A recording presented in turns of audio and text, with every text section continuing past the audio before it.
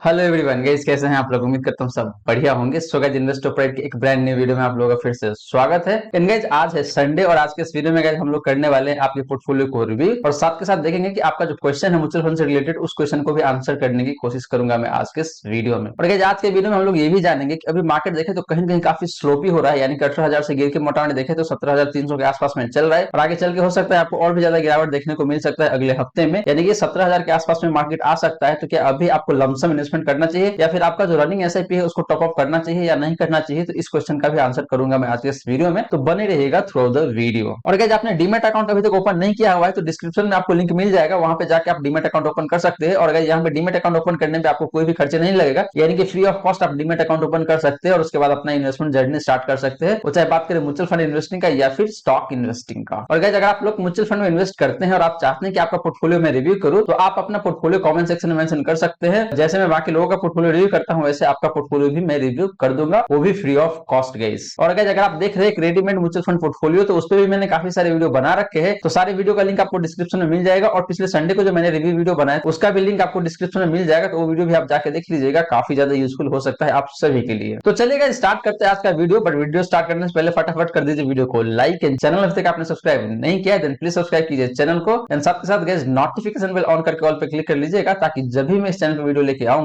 सारे वीडियो का नोटिफिकेशन आपको मिलता रहेगा। तो चलिए गाइस, बात करते हैं सबसे पहला म्यूचुअल फंड पोर्टफोलियो के ऊपर। तो गाइस, बात करते हैं सबसे पहला पोर्टफोलियो का। तो यहाँ पे देखे तो करण अतमानी है, इन्होंने अपना पोर्टफोलियो पोस्ट किया हुआ है और ये कहना है कि please reply to my comment sir, I am waiting since 1 month. तो करण जी, थोड़ा सा टाइम लग जाता है क्योंकि बहुत लोगों का कमेंट आता है, बहुत लोग अपना पोर्टफोलियो पोस्ट करते हैं, इसलिए जो पहले पोस्ट करते हैं उनका पोर्टफोलियो मैं पहले उठाता हूँ, तो हो सकता है थोड़ा टाइम लग गया होगा। तो गाइस, यहाँ पे देखे तो इनके पास पहला फंड है Nippon India small cap fund, जिसमें 500 पर मंथ का एसआईपी है। फिर आपका कैनरा रेबेको स्मॉल कैप फंड, फिर आपका Parag Parikh flexi cap fund, फिर है आपका एसबीआई टेक्नोलॉजी फंड, फिर है आपका SSC prudential large cap mid cap fund. उसके बाद देखे तो मेरे एसेट ब्लू चिप फंड है, फिर है आपका PGM India mid cap fund and lastly देखे तो क्वांटैक्स प्लान है इनके पास। तो देखे तो इन्होंने काफी सारे फंड में इन्वेस्ट कर रखा है। टोटल फंड देखे तो 8 फंड है इनके पोर्टफोलियो में। तो करण भाई, यहाँ पे मैं आपको बता दूं कि आपको एक कैटेगरी से मल्टीपल फंड रखने की जरूरत नहीं है। तो सबसे पहले मैं आपको यहाँ पे सजेस्ट करूंगा कि आप Nippon India small cap fund से एग्जिट कर जाए और आप कैनरा रेबेको स्मॉल कैप फंड के साथ कंटिन्यू कर सकते हैं, वो ज्यादा बेटर रहेगा। सिमिलरली देखे तो आपके पास पराग पारिक फ्लेक्सी का फंड है, तो ये फंड काफी सही है, तो आप इसमें कंटिन्यू कर सकते हैं। वही बात करें एसबीआई टेक्नोलॉजी फंड का, तो ये फंड देखे तो वैसे काफी अच्छा परफॉर्म कर रहा है, लेकिन आपको टेक्नोलॉजी सेक्टर के फंड में ही इन्वेस्ट करना है, तो आप आईसीआईसीआई प्रूडेंशियल टेक्नोलॉजी फंड के साथ जा सकते हैं या फिर टाटा डिजिटल इंडिया फंड के साथ जा सकते हैं, वो बेटर ऑप्शन रहेगा आपके लिए। सिमिलरली आपने ICICI prudential large and mid cap fund में इन्वेस्ट किया हुआ है, तो करण भाई यहाँ पे आपको large and mid cap fund में इन्वेस्ट करने की जरूरत नहीं है, क्योंकि आपके पास देखे तो ऑलरेडी एक लार्ज कैप फंड है जो कि है मेरे asset blue chip fund. Similarly आपने पीजीएम इंडिया मिड कैप में भी इन्वेस्ट किया हुआ है, तो एक अलग से लार्ज एंड मिड कैप रखने की जरूरत नहीं है। यहाँ पे दो ऑप्शन हो सकता है, या तो आप इंडेक्स फंड के साथ जाए and then large and mid cap fund के साथ जाए, या फिर आप जा सकते हैं large cap fund and mid cap fund के साथ सेपरेटली। तो इस केस में आप large and mid cap fund को हटा सकते हैं, तो ये मेरा सजेशन रहेगा। एंड लास्टली देखें तो आपके पास क्वांटैक्स प्लान है, तो ये फंड काफी सही है, तो आप इसमें कंटिन्यू कर सकते हैं। तो यहाँ पे कुछ चेंजेस है जो कि आपको अप्लाई करने हैं अपने पोर्टफोलियो में, उसके बाद देखें तो आपका पोर्टफोलियो काफी सही हो जाएगा। चलिए गाइस, बात करते हैं नेक्स्ट पोर्टफोलियो का। तो यहाँ पे देखें तो अमित चैटर्जी है, इन्होंने अपना पोर्टफोलियो पोस्ट किया हुआ है और इनका कहना है कि सर प्लीज रिप्लाई मेरा पोर्टफोलियो। तो ठीक है, रिप्लाई तो मैं करूंगा ही आप लोगों को, तो टेंशन लेने की जरूरत नहीं है। तो इनके पास देखें तो सबसे पहला फंड है आपका एक्सिस मिड कैप फंड, फिर है आपका Parag Parikh flexi cap fund, फिर है मेरे asset emerging blue chip fund, फिर है आपका एक्सिस स्मॉल कैप फंड, फिर है एसबीआई ब्लू चिप फंड। उसके बाद देखें तो टाटा डिजिटल इंडिया फंड है। इनका जिनका जो टाइम होराइजन है वो 10 से 12 साल का है। और फर्दर इनका कहना है कि अगर एक फंड ऐड करना हो तो कौन सा सही रहेगा sir, can I invest in PGM India mid cap fund. तो ठीक है, देखते हैं कि कौन सा फंड आपके लिए सही रहेगा। तो सबसे पहले देखें तो इनके पास एक्सिस मिड कैप फंड, तो Amit ji axis mid cap fund उतना अच्छा परफॉर्म नहीं कर रहा है, मतलब पिछले 3 साल से मैं देखूं तो इस फंड का परफॉर्मेंस उतना अच्छा नहीं है, तो आप इस फंड से एग्जिट करके PGM India mid cap fund में स्विच कर सकते हैं, वो ज्यादा बेटर ऑप्शन रहेगा आपके लिए।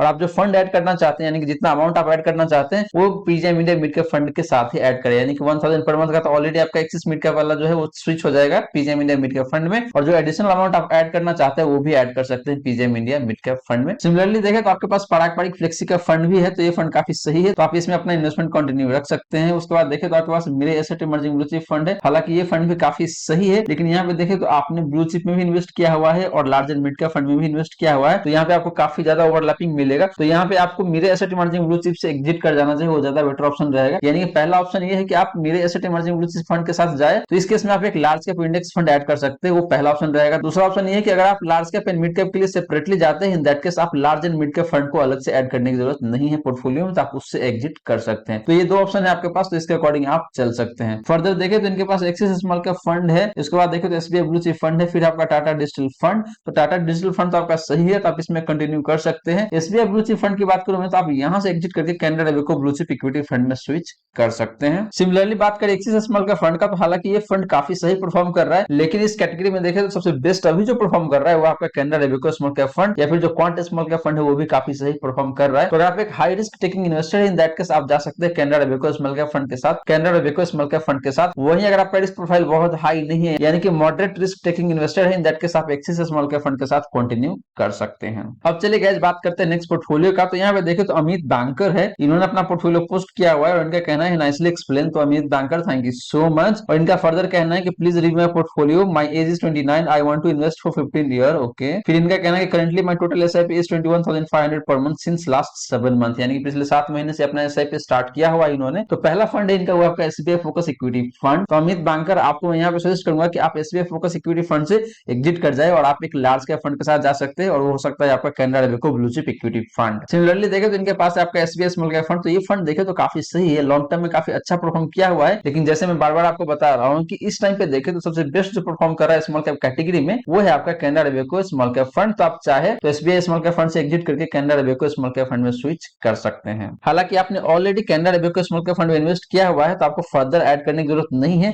तो आप एक फंड आप यहाँ पे ऐड कर सकते हैं, और वो हो सकता है आपका मिड कैप कैटेगरी से, और फंड हो सकता है आपका PGM India mid cap fund. उसके बाद देखें तो आपके पास है Parag Parikh flexi cap fund, तो ये फंड काफी सही है, तो इसमें आप कंटिन्यू कर सकते हैं। तो अमित यहाँ पे दो चेंजेस है आपके लिए। पहला है कि आप एसबीआई फोकस इक्विटी फंड से स्विच कर सकते हैं Canara Robeco blue chip equity fund में। सेकंड चेंजेस जो आपको अप्लाई करना है अपने पोर्टफोलियो में वो है कि आपने जो एसबीआई स्मॉल कैप फंड में इन्वेस्ट किया हुआ है 7,000 पर मंथ का एसआईपी, उसको आप स्विच कर सकते हैं PGM India mid cap fund में। तो इसके बाद देखें तो आपका जो पोर्टफोलियो काफी बैलेंस हो जाएगा, क्योंकि आपके पास लार्ज कैप भी हो जाएगा, स्मॉल कैप भी हो जाएगा, मिड कैप भी हो जाएगा, एंड एक फ्लेक्सी कैप भी हो जाएगा। तो इस तरह से आपका जो पोर्टफोलियो काफी बैलेंस दिखेगा। फर्दर इनका कहना है कि हम planning to top up this SIP by 10% per year, जो कि काफी अच्छी बात है। क्या पोर्टफोलियो सही है? अब मुझे कोई नई एसआईपी लेनी हो तो क्या नई एसआईपी लूं या फिर इन्हीं में किसी को टॉप अप करूं? तो आपको यहाँ पे जैसे मैंने बताया कि आपको टॉप अप करने की जरूरत नहीं है, बस आप एसबीआई स्मॉल कैप फंड से स्विच कर सकते हैं PGM India mid cap fund में। तो इसके बाद जैसे मैं आपको बार बार बता रहा हूँ कि आपका जो पोर्टफोलियो काफी बैलेंस दिखने लगेगा। अब चलिए गाइस बात करते हैं नेक्स्ट पोर्टफोलियो का। तो यहाँ पे देखिए तो धनीश कुमार है, इन्होंने अपना पोर्टफोलियो पोस्ट किया हुआ है, और इनका कहना है कि hello sir, your video are amazing, here is my portfolio. इनके पास देखे तो एसआईपी है 1000 पर मंथ का, एज है इनका 37 ईयर, और ड्यूरेशन है 15 से 20 साल का। आई गेस इनका एसआईपी 1000 का नहीं है, ये 10,000 का है, क्योंकि यहाँ पे देखे तो 2500 का यहाँ पे हर एक फंड में, यानी कि 10,000 पर मंथ का एसआईपी हो जाता है। तो क्वांट एक्टिव फंड में देखे तो इनका जो एसआईपी है वो है आपका 2500 का। सिमिलरली देखे तो Canara Robeco blue chip equity fund में भी इनका एसआईपी है 2500 का। उसके बाद देखे तो PGM India mid cap fund में भी इनका एसआईपी है आपका 2500 का। एंड लास्टली देखे तो एक्सिस स्मॉल कैप फंड में भी इनका एसआईपी है 2500 का।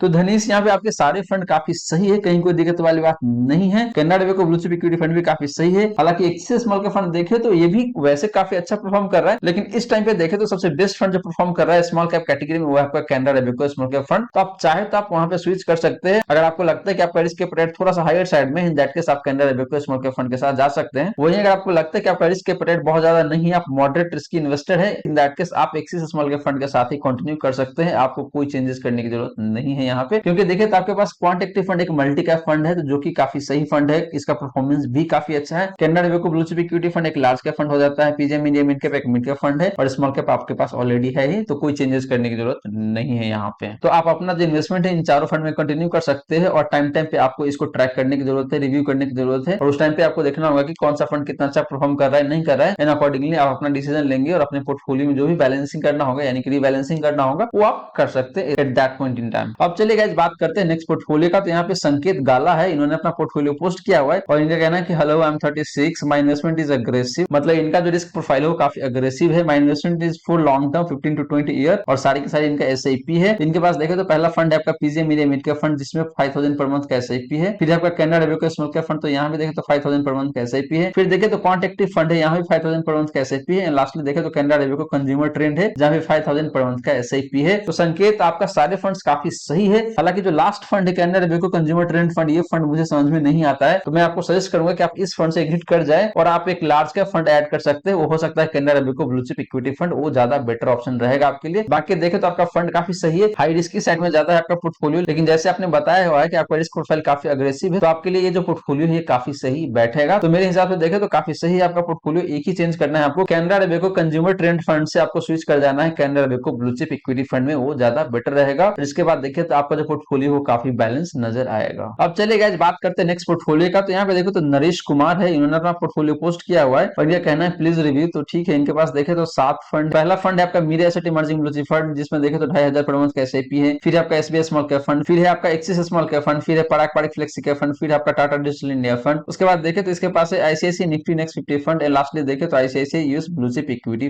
फंड। तो नरेश यहाँ पे देखे तो आपके फंड सारे काफी सही दिख रहे हैं मुझे, लेकिन जैसे मैं देख पा रहा हूँ कि आपने स्मॉल कैप कैटेगरी के 2 फंड में इन्वेस्ट किया हुआ है, जो कि बिल्कुल भी जरूरत नहीं है। तो आप एसबीआई स्मॉल कैप फंड से एग्जिट कर सकते हैं और अपना एक्सिस स्मॉल कैप फंड में जो इन्वेस्टमेंट है उसको आप कंटिन्यू कर सकते हैं। हालांकि अगर आपको लगता है कि आपका रिस्क प्रोफाइल थोड़ा सा अग्रेसिव है, इन दैट केस आप Canara Robeco small cap fund के साथ स्विच कर सकते हैं। यानी कि आप एसबीआई स्मॉल कैप फंड से भी एग्जिट कर सकते हैं and axis small cap fund से भी एग्जिट कर सकते हैं और आप स्विच कर सकते हैं Canara Robeco small cap fund के साथ। वहीं बात करें Parag Parikh flexi cap fund का, तो ये फंड काफी सही है, तो आप इसमें कंटिन्यू कर सकते हैं। टाटा डिजिटल इंडिया फंड की बात करें तो ये फंड भी काफी सही है, हालांकि ये गिरा हुआ है अभी, क्योंकि IT sector as a whole ही काफी गिरा हुआ है। तो आपको ये बात जरूर ध्यान में रखना है कि एक सेक्टोरल फंड जो होता है वो काफी ज्यादा रिस्की होता है। और गाइस आप सभी को एक बात जरूर पता होना चाहिए कि अगर आप एक सेक्टोरल फंड में इन्वेस्ट करते हैं तो आपका स्ट्रेटेजी इस तरीके से होना चाहिए, यानी कि आपको कब एग्जिट करना है उस फंड से, कब एंट्री करना है, ये सारी बात आपको पता होना चाहिए, तभी आप प्रॉफिट बना सकते हैं एक सेक्टोरल फंड से। अदरवाइज आपको लॉस होने के जो चांसेस है वो बहुत ज्यादा होता है यहाँ पे। फिर देखे तो इनके पास है आईसीआईसीआई निफ्टी नेक्स्ट 50 फंड, तो ये फंड ठीक है, तो आप इसमें कंटिन्यू कर सकते हैं। लास्टली देखे तो इनके पास है ICICI US blue chip equity fund, तो ये फंड भी काफी सही है, इस फंड का भी रिटर्न काफी सही है, तो आप इसमें भी कंटिन्यू कर सकते हैं। अब चलिए गाइस बात करते हैं नेक्स्ट पोर्टफोलियो का। तो यहाँ पे देखे तो विजय अरोड़ा है और इनका जो पोर्टफोलियो है वो काफी लंबा चौड़ा आपको दिखेगा। यहाँ पे मोटा मोटी 9 फंड है इनके पोर्टफोलियो में और देखते हैं इनका क्या कहना है। इनका कहना है कि hello sir, please review and advise on my portfolio, I am first time investor, age 55 है इनका एंड होराइजन इनका 10 ईयर का, यानी कि इनका जो इन्वेस्टमेंट ड्यूरेशन है वो 10 ईयर का है। और फर्दर इनका कहना है कि इन्वेस्टमेंट स्टार्टेड ऑन 8 सितंबर 2022, यानी कि इसी महीने से स्टार्ट हुआ है इनका एसआईपी और मंथली एसआईपी है और इनका जो प्लान है वो 10% इंक्रीज है एवरी ईयर का, यानी कि स्टेप अप एसआईपी का ये प्लान कर रहे हैं। तो पहला फंड है इनके पोर्टफोलियो में वो है आपका Parag Parikh flexi cap fund, फिर आपका एचडीएफसी फ्लेक्सी कैप फंड, फिर आपका क्वांट फ्लेक्सी कैप फंड। तो विजय जी यहाँ पे देखो तो आपने 3 फ्लेक्सी कैप फंड में इन्वेस्ट किया हुआ है, जो कि बिल्कुल भी जरूरत नहीं है। आप एक ही फ्लेक्सी कैप फंड के साथ जा सकते हैं, वो ज्यादा बेटर ऑप्शन रहेगा आपके लिए। यहाँ पे एचडीएफसी फ्लेक्सी कैप वगैरह में तो आपको बिल्कुल भी इन्वेस्ट करने की जरूरत नहीं है। तो आप यहाँ पे एक काम कर सकते हैं कि आप पराग पारिक फ्लेक्सी कैप फंड में कंटिन्यू करें और थोड़ा बहुत अमाउंट आप रख सकते हैं क्वांट फ्लेक्सी कैप फंड में, अगर आपको ज्यादा रिस्क लेना है तब। वहीं गाइस देखें तो इनके पास जो नेक्स्ट फंड है वो आपका PGM India mid cap fund, तो ये फंड काफी सही है, तो आप इसमें कंटिन्यू कर सकते हैं। फिर देखें तो इनके पास Canara Robeco small cap fund, तो ये फंड भी काफी सही है, तो आप इसमें भी कंटिन्यू कर सकते हैं। फिर 6 नंबर पे देखें तो इनके पास Canara Robeco blue chip equity fund, तो ये फंड भी काफी सही है, हालांकि इन्होंने यूटीआई निफ्टी 50 इंडेक्स फंड में भी इन्वेस्ट किया हुआ है। फिर देखें तो एचडीएफसी निफ्टी 50 इंडेक्स फंड में है, लास्टली देखें तो यूटीआई निफ्टी नेक्स्ट 50 में भी इन्वेस्ट किया हुआ है। तो विजय जी आपने काफी सारे सिमिलर कैटेगरी के फंड उठा रखे हैं, तो ये भी बिल्कुल भी जरूरत नहीं है, आप एक ही फंड के साथ कंटिन्यू कर सकते हैं। वो हो सकता है आपका यूटीआई निफ्टी 50 इंडेक्स फंड, क्योंकि ये फंड काफी सही है, आप इसके साथ कंटिन्यू कर सकते हैं। यानी कि बाकी के जो 10,000 है उसको आप ऐड कर सकते हैं यूटीआई निफ्टी 50 इंडेक्स फंड के साथ ही, तो आपका 15,000 पर मंथ का एसआईपी हो जाएगा। तो यहाँ पे देखें तो आपके पास कितना फंड हो जाएगा। पहला हो जाएगा पराग पारिक फ्लेक्सी का फंड, एक हो गया। फिर हो जाएगा आपके पास PGIM India mid cap fund, तो 2 फंड हो जाएगा। फिर Canara Robeco small cap fund, फिर 3 फंड हो जाएगा। उसके बाद देखें तो आपके पास हो जाएगा Canara Robeco blue chip equity fund. तो यहाँ पे देखें तो आपने एक एक्टिव लार्ज कैप फंड में भी इन्वेस्ट किया हुआ है। उसके बाद देखें तो आपने लार्ज कैप इंडेक्स फंड में भी इन्वेस्ट किया हुआ है, तो यहाँ पे काफी सारे ओवरलैपिंग मिलेगा आपको। तो मैं यही सजेस्ट करूंगा कि आप इधर कंटिन्यू कर सकते हैं Canara Robeco blue chip equity fund के साथ, यानी कि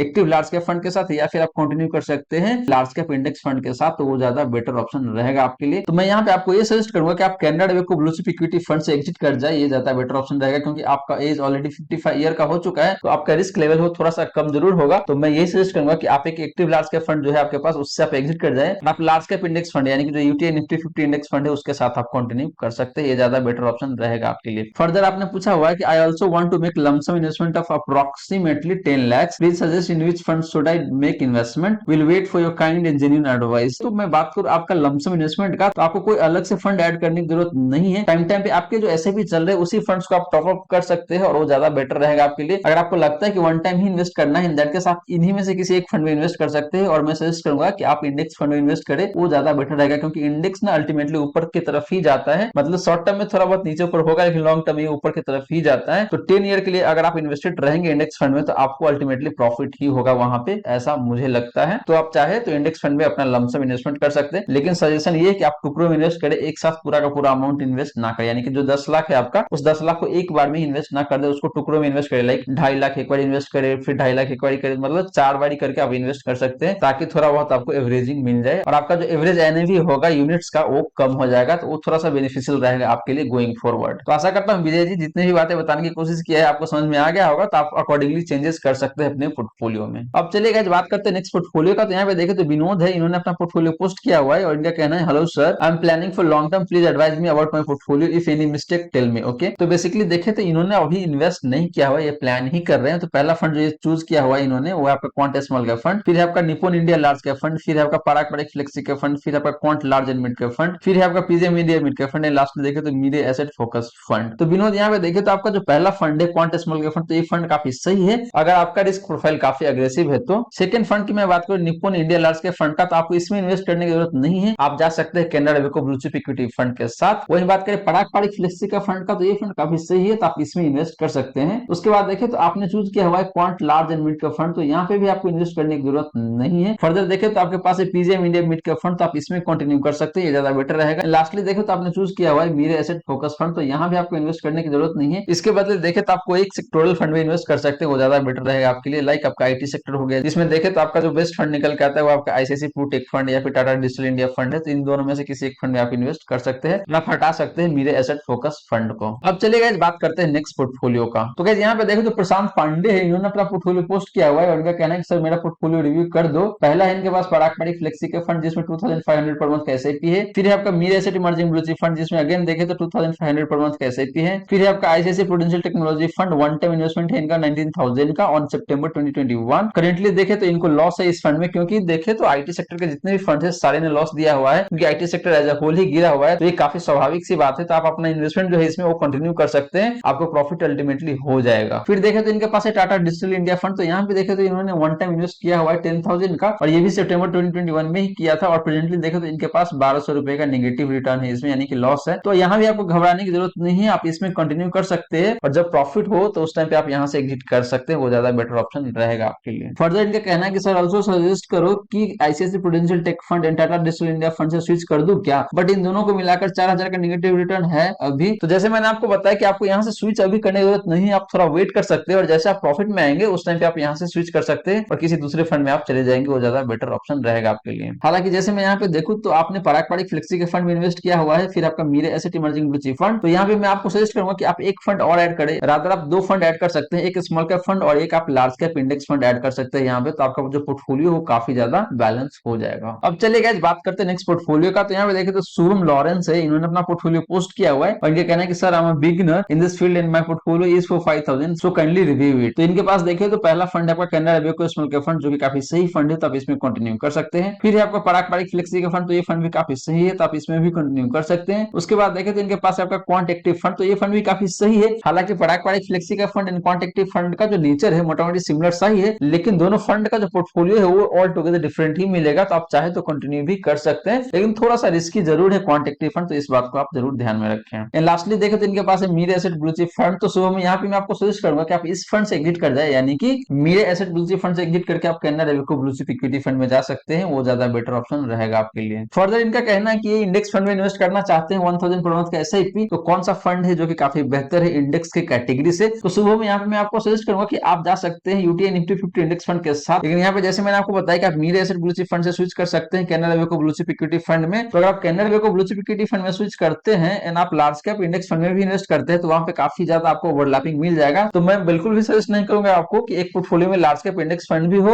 और लार्ज कैप एक्टिव फंड भी हो, क्योंकि बहुत ज्यादा ओवरलैपिंग हो जाता है वहां पे। तो आप दोनों में से किसी एक को साथ में रखेंगे, वो ज्यादा बेटर रहेगा आपके लिए। और इंडेक्स फंड के बदले आप पीजेएम इंडिया मिड कैप फंड, यानी कि जो मिड कैप कैटेगरी के फंड है उसमें आप इन्वेस्ट कर सकते हैं, वो ज्यादा बेटर रहेगा। अब चलिए गाइस बात करते हैं नेक्स्ट पोर्टफोलियो का। तो यहाँ पे देखें तो गोपाल दास है, इन्होंने अपना पोर्टफोलियो पोस्ट किया हुआ है और इनका कहना है कि sir I have the following mutual fund. पहला फंड है जो आपका Canara Robeco blue chip equity fund, जो कि काफी सही फंड है, तो आप इसमें कंटिन्यू कर सकते हैं। फिर आपका पीजेएम इंडिया फ्लेक्सी का फंड, तो ये फंड भी काफी सही है, तो आप इसमें भी कंटिन्यू कर सकते हैं। फिर देखें तो इनके पास पीजेएम इंडिया मिड कैप फंड, तो ये फंड भी काफी सही है, तो आप इसमें भी कंटिन्यू कर सकते हैं। फिर देखें तो इनके पास Canara Robeco small cap fund, तो ये फंड भी काफी सही है, तो आप इसमें भी कंटिन्यू कर सकते हैं। उसके बाद देखें तो मीरे एसेट टैक्स सेवर फंड है, तो ये फंड भी काफी सही है, तो आप इसमें भी कंटिन्यू कर सकते हैं। लास्टली देखे तो इनके पास एसबीआई फोकस इक्विटी फंड, तो आप इससे एग्जिट कर जाए जो आपका 1500 पर मंथ का एसआईपी है, इसको आप ऐड कर सकते हैं आप कैनरा वेको ब्लू चिप इक्विटी फंड के साथ, यानी कि कैनरा वेको ब्लू चिप इक्विटी फंड का जो एसआईपी है वो आपको हो जाएगा 4000 पर मंथ का। फर्दर इनका कहना है कि मेरा एज 58 इयर्स का है, माई investment tenure is 5 year, please review my portfolio and give advice, thanks and regard. तो गोपाल दास जी, मैंने यहाँ पे आपको बता दिया कि आपका जो फंड है वो काफी सही है, कहीं कोई दिक्कत वाली बात नहीं है। बस एक चेंजेस करना है आपको कि जो एसबीआई फोकस इक्विटी फंड है यहाँ से आप एग्जिट कर जाए और जो 1500 पर मंथ का एसआईपी है आप उसको ऐड कर सकते हैं कैनरा वेको ब्लू चिप इक्विटी फंड के साथ, वो ज्यादा बेटर रहेगा आपके लिए। अब चलिए गाइस बात करते हैं नेक्स्ट पोर्टफोलियो का। तो यहाँ पे देखिए तो ऋषिका मल्होत्रा है, इन्होंने अपना पोर्टफोलियो पोस्ट किया हुआ है और इनका कहना है कि ग्रेट वर्क सर, तो Rishika thank you so much. Further इनका कहना है I have following funds in my portfolio, please review. Risk इनका है एग्रेसिव। इन्वेस्टमेंट ड्यूरेशन की बात करें तो 20 से 25 साल का है इनका, और फंड्स की बात करेंगे तो इनके पास एक्सिस ब्लू चिप फंड, फिर आपका Mir asset emerging blue chip fund, फिर आपका कोटक स्मॉल कैप फंड, फिर PGM India flexi cap fund, फिर आपका SBI small cap fund, lastly देखे तो यूटीआई निफ्टी 50 इंडेक्स फंड है इनके पास। तो ऋषिका यहाँ पे देखे तो आपने लार्ज कैप इक्विटी फंड में भी इन्वेस्ट किया हुआ है, लार्ज कैप इंडेक्स फंड में भी इन्वेस्ट किया हुआ है, तो दोनों फंड को रखने की जरूरत नहीं है, आप किसी एक फंड के साथ जा सकते हैं। तो मैं सजेस्ट करूंगा कि आप यूटीआई निफ्टी 50 इंडेक्स फंड को रखिए, वो ज्यादा बेटर रहेगा आपके लिए। तो इस केस में आप Mirae asset emerging blue chip equity fund के साथ कंटिन्यू कर सकते हैं। सिमिलरली देखें तो आपने कोटक के स्मॉल कैप फंड में भी इन्वेस्ट किया हुआ है, तो अगर आप चाहे तो इस फंड से आप एग्जिट कर सकते हैं और आप Canara Robeco small cap fund के साथ जा सकते हैं। फर्दर आपने again SBI small cap fund में इन्वेस्ट किया हुआ है, तो इस फंड से आप कंप्लीटली एग्जिट कर सकते हैं, क्योंकि आपके पास ऑलरेडी एक स्मॉल कैप फंड रहेगा Canara Robeco small cap fund. वही बात करें फ्लेक्सी कैप का, तो आपके पास जो फ्लेक्सी कैप फंड वो है आपका PGM India flexi cap fund, तो ये फंड काफी सही है, तो आप इसमें कंटिन्यू कर सकते हैं। अब चलिए गाइस बात करते हैं नेक्स्ट पोर्टफोलियो का। तो यहाँ पे देखें तो गौरव नेतम है, इन्होंने अपना पोर्टफोलियो पोस्ट किया हुआ है और इनका कहना है कि hello sir, I am aggressive investor, I want to invest for 20 to 25 year, investing start from February 2022, यानी कि इसी साल से इन्होंने अपना इन्वेस्टमेंट स्टार्ट किया हुआ है और इनका एज है 34 ईयर का, और इनके पास फंड है गाइस वो आपका एक्सिस स्मॉल कैप फंड, फिर है कोटक इमर्जिंग इक्विटी फंड, फिर है Canara Robeco emerging equity fund, lastly देखेगा तो इनके पास है Parag Parikh flexi cap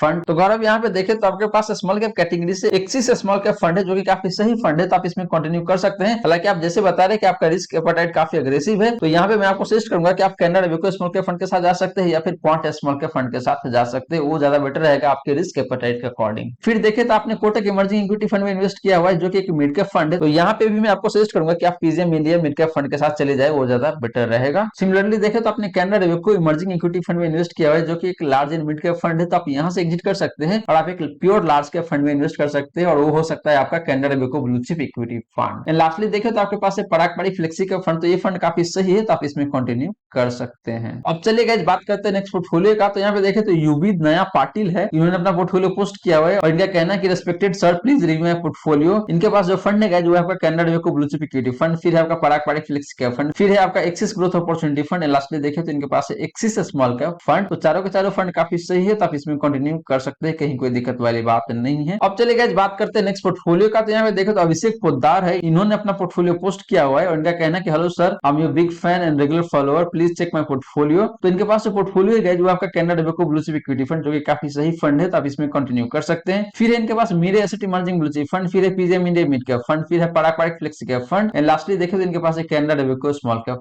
fund. तो अभिषेक यहाँ पे मैं आपको एक सजेशन दूंगा कि आप Mirae asset emerging blue chip fund से एग्जिट कर जाए, वो ज्यादा बेटर रहेगा, क्योंकि आपके पास ऑलरेडी एक लार्ज कैप फंड है, मिड कैप फंड में भी आपने इन्वेस्ट किया हुआ है और आपके पास एक फ्लेक्सी कैप फंड भी है, तो आपको अलग से एक large and mid cap category के फंड में इन्वेस्ट करने की जरूरत नहीं है, तो आप Mirae asset emerging blue chip fund से एग्जिट कर सकते हैं, यानी कि कंप्लीटली एग्जिट कर सकते हैं। और जो 5000 पर मंथ का एसआईपी है आपका Mirae asset emerging blue chip fund में, इसको आप डिस्ट्रीब्यूट कर सकते हैं बाकी के जो फंड है आपके पास ऑलरेडी उसमें। इसके अलावा देखें तो आपका जो पोर्टफोलियो हो काफी सही है, बाकी कोई चेंजेस करने की जरूरत नहीं है यहाँ पे। अब चलिए गाइस बात करते हैं नेक्स्ट पोर्टफोलियो का। तो यहाँ पे देखें तो कौशल ब्लॉग है, इन्होंने अपना पोर्टफोलियो पोस्ट किया हुआ है और इनका कहना है कि सर प्लीज रिव्यू, एसआईपी है इनका बेसिकली। तो पराग पारिक फ्लेक्सी कैप फंड में 2000 पर मंथ का एसआईपी है, फिर आपका यूटीआई निफ्टी 50 इंडेक्स फंड में, फिर है आपका एक्सिस स्मॉल कैप फंड में, उसके बाद देखें तो आईसीआईसीआई प्रूडेंशियल टेक फंड है, और इनका कहना है कि क्या मैं सही कर रहा हूँ या फिर गलत कर रहा हूँ, प्लीज जवाब दे। तो कौशल यहाँ पे देखें तो आपके फंड सिलेक्शन काफी सही है, Parag Parikh flexi cap fund देखो तो काफी सही फंड है, यूटीआई निफ्टी 50 इंडेक्स फंड भी देखे तो ये भी काफी सही फंड है, एक्सिस स्मॉल कैप फंड देखे तो ये भी काफी सही फंड है, उसके बाद देखे तो आपका आईसीआईसीआई प्रूडेंशियल टेक्नोलॉजी फंड ये भी काफी सही है। तो आपको यहाँ पे कोई चेंजेस करने की जरूरत नहीं है, काफी सही दिख रहा है आपका पोर्टफोलियो। हालांकि मिड कैप ऐड किया जा सकता है, लेकिन ऑलरेडी देखे तो पराग पारिक फ्लेक्सी कैप फंड में मिड कैप का इन्वेस्टमेंट होता है, हालांकि वो परसेंटेज कम रहता है लेकिन फिर भी वहां पे होता है, तो आपको अलग से एक मिड कैप कैटेगरी फंड लेने की जरूरत नहीं है। अगर आपको लगता है कि लेना है इन दैट केस आप PGM India mid cap fund को ऐड कर सकते हैं, वो ज्यादा बेटर रह सकता है आपके लिए। अब चलिए गाइस बात करते हैं नेक्स्ट पोर्टफोलियो का। तो यहाँ पे देखें तो बिप्लब पाल है, इन्होंने अपना पोर्टफोलियो पोस्ट किया हुआ है और इनका कहना है कि please review my portfolio, I M 32 year old, इनका रिस्क प्रोफाइल काफी एग्रेसिव है, my investment horizon is 15 year and I have invested in following funds. तो पहला फंड है इनके पास वो है आपका SBI banking and financial service fund, जो कि एक सेक्टोरल फंड है और काफी हाई रिस्क की फंड है। तो जैसे आप बता रहे हैं कि आपका रिस्क प्रोफाइल काफी अग्रेसिव है, तो आप इसको कंटिन्यू कर सकते हैं। फिर है आपके पास क्वांट इंफ्रा फंड, तो अगेन ये एक सेक्टोरल फंड है, तो ये फंड काफी ज्यादा रिस्की है। तो यहाँ भी मैं आपको सजेस्ट करूंगा कि आप एक ही सेक्टोरल फंड में इन्वेस्ट करें, वो ज्यादा बेटर रहेगा आपके लिए। इसके बाद देखें तो इनके पास एक्सिस ग्रोथ अपॉर्चुनिटी फंड है, जो कि एक large and mid cap fund है, तो ये फंड काफी सही है, तो आप इसमें कंटिन्यू कर सकते हैं। फिर इन्होंने इन्वेस्ट किया हुआ है Mir asset emerging blue chip fund में, जो कि अगेन देखें तो एक large and mid cap category का फंड है। तो विप्लव यहाँ मैं आपको सजेस्ट करूंगा कि आपको एक कैटेगरी से एक ही फंड में इन्वेस्ट करना चाहिए, वो ज्यादा बेटर रहेगा आपके लिए। तो यहाँ पे दोनों में से आप किसी एक फंड में कंटिन्यू कर सकते हैं, दोनों फंड सही है अपने अपने जगह पे, कहीं कोई दिक्कत वाली बात नहीं है। फिर देखें तो इनके पास है Mir asset mid cap fund and PGM India mid cap fund. तो यहाँ पे भी मैं आपको सजेस्ट कर दूं कि आप किसी एक ही फंड के साथ जाए, वो ज्यादा बेटर रहेगा, दो दो फंड ऐड करने की जरूरत नहीं है आपको। फालतू में आपका जो पोर्टफोलियो काफी बल्कि दिखेगा और आपको ट्रैक करने में परेशानी होगी आने वाले समय में। तो मिड कैप में देखें तो आप Mir asset mid cap fund से एग्जिट कर सकते हैं और PGM India mid cap fund जो है उसमें आप कंटिन्यू कर सकते हैं, वो ज्यादा बेटर रहेगा। नेक्स्ट फंड की बात करें तो इनके पास पराग पराग फ्लेक्सी के फंड, जो कि काफी सही फंड है, तो आप इसमें कंटिन्यू कर सकते हैं, कहीं कोई दिक्कत वाली बात नहीं है। उसके बाद देखें तो मीर एसेट फोकस फंड है, तो आप इस फंड से एग्जिट कर सकते हैं, यानी कि आप कंप्लीटली एग्जिट कर सकते हैं और 4000 पर मंथ का जो एसआईपी है इसमें उसको आप डिस्ट्रीब्यूट कर सकते हैं बाकी के फंड में। फर्दर का बात करें तो इनके पास एक्सिस स्मॉल का फंड भी है, जो कि सही फंड है, मुझे कहीं कोई दिक्कत लगता नहीं है। लेकिन आपने कैनरा रोबेको स्मॉल के फंड में भी इन्वेस्ट किया हुआ है एंड एसबीआई स्मॉल के फंड में भी इन्वेस्ट किया हुआ है। इन तीनों फंड के बदले आप एक ही फंड के साथ कंटिन्यू कर सकते हैं और वो फंड होगा आपका Canara Robeco small cap fund, क्योंकि ये फंड काफी अच्छा परफॉर्म कर रहा है। रिसेंट पास्ट की बात करें या फिर लास्ट 1 ईयर लास्ट 3 ईयर की भी बात करें तो ये फंड काफी शानदार परफॉर्मेंस दे रहा है। तो आप Canara Robeco small cap fund के साथ कंटिन्यू कर सकते हैं। तो आपका जो पोर्टफोलियो काफी छोटा हो जाएगा यहाँ पे, और जो अननेसेसरी फंड्स आपने ऐड कर रखा है वो फंड सारे हट जाएगा और उसके बाद आपका जो पोर्टफोलियो काफी क्लीन दिखेगा और आपके लिए काफी आसान हो जाएगा ट्रैक करने के लिए। तो गाइस ये रही सारी सारी बातें जो हमने किया आज के इस वीडियो में। और यहाँ पे देखे तो मैंने 15 से 18 पोर्टफोलियो है आप लोगों को मैंने कवर किया है और प्रॉपर तरीके से आपको रिव्यू करके दिया हुआ है, और जो भी चेंजेस मैंने आपको सजेस्ट किया है आप अपने पोर्टफोलियो में अप्लाई कर सकते हो, उसके बाद आपका पोर्टफोलियो काफी सही हो जाएगा। और गाइस बात करें लमसम इन्वेस्टमेंट का, यानी कि अभी देखे तो मार्केट काफी गिरा हुआ है, काफी गिरा हुआ है, इसका मतलब ये है कि 18,000 से गिर के मोटा मोटी देखे तो अभी 17,300 के आसपास में आ चुका है मार्केट, और आगे चल के हो सकता है 17,000 के आसपास में आपको दिखने को मिल सकता है। तो क्या इस टाइम पे आपको लमसम इन्वेस्टमेंट करना चाहिए या फिर आपका जो रनिंग एसआईपी उसको टॉपअप करना चाहिए? तो गाइस मेरा आंसर है हाँ, अगर आप रनिंग एसआईपी को टॉपअप करना चाहते हो तो आप टॉपअप कर सकते हैं, आपके लिए काफी फायदेमंद होगा और लॉन्ग टर्म में आपको काफी ज्यादा प्रॉफिट भी बन सकता है अगर आप इस तरीके से टॉपअप करते हैं अपने एसआईपी को। तो वही बात करें लमसम इन्वेस्टमेंट का, तो मैं अभी भी आपको मना करूंगा लमसम इन्वेस्टमेंट करने का, क्योंकि ये टाइम लमसम इन्वेस्टमेंट करने का नहीं है, क्योंकि मार्केट 15,000 पे था लेकिन वहां से बढ़ के देखे तो अभी मोटा मोटी 17,300 के आसपास में चल रहा है, तो ऑलमोस्ट देखे तो 2 से 2,500 बढ़ चुका है। तो लमसम इन्वेस्टमेंट आपको मैं नहीं करूंगा करने के लिए। अगर आपका टाइम होराइजन 2 से 3 साल या फिर 5 साल तक का है, तो वहीं अगर आपकी इन्वेस्टमेंट होराइजन 10 से 12 साल का है तो आप लमसम इन्वेस्टमेंट भी कर सकते हैं। और जो लार्ज कैप फंड है वहां बेसिकली आप लमसम इन्वेस्टमेंट कर सकते हो, चाहे बात करें लार्ज कैप इंडेक्स फंड का या फिर large cap active mutual fund का। तो गाइस आशा करता हूं जितनी भी बातें मैंने बताने की कोशिश किया है सारी सारी बातें आपको समझ में आ गया होगा। अगर आपके मन में कोई डाउट है या क्वेश्चन है तो कमेंट सेक्शन में आप पूछ सकते हैं, आपके क्वेश्चन का रिप्लाई मैं कर दूंगा। वहीं अगर आपको वीडियो अच्छी लगी हो तो वीडियो को लाइक जरूर करें, वीडियो को शेयर कर दे अपने फ्रेंड फैमिली सर्कल में, ताकि बाकी लोगों को भी इस वीडियो का फायदा हो सके। एंड गाइस आपने चैनल को अभी तक सब्सक्राइब नहीं किया तो प्लीज सब्सक्राइब कीजिए चैनल को एंड साथ के साथ नोटिफिकेशन बेल ऑन करके ऑल पे क्लिक कर लीजिएगा, ताकि जब भी मैं इस तरीके का वीडियो लेके आऊंगा सारे वीडियो का नोटिफिकेशन आपको मिलता रहेगा। So guys thank you so much for watching this video, मिलते हैं अगले वीडियो में। जय हिंद जय भारत।